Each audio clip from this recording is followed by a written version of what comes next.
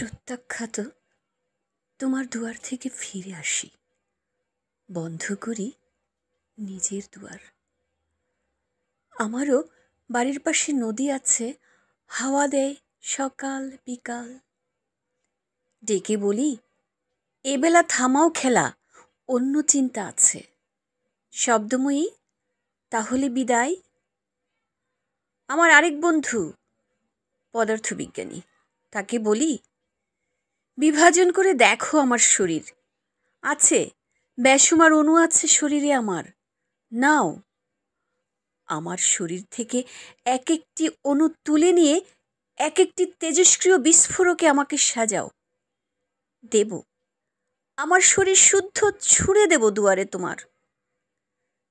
তোমার বিরুদ্ধে নই, না, আমি বিরোধ বুঝি না।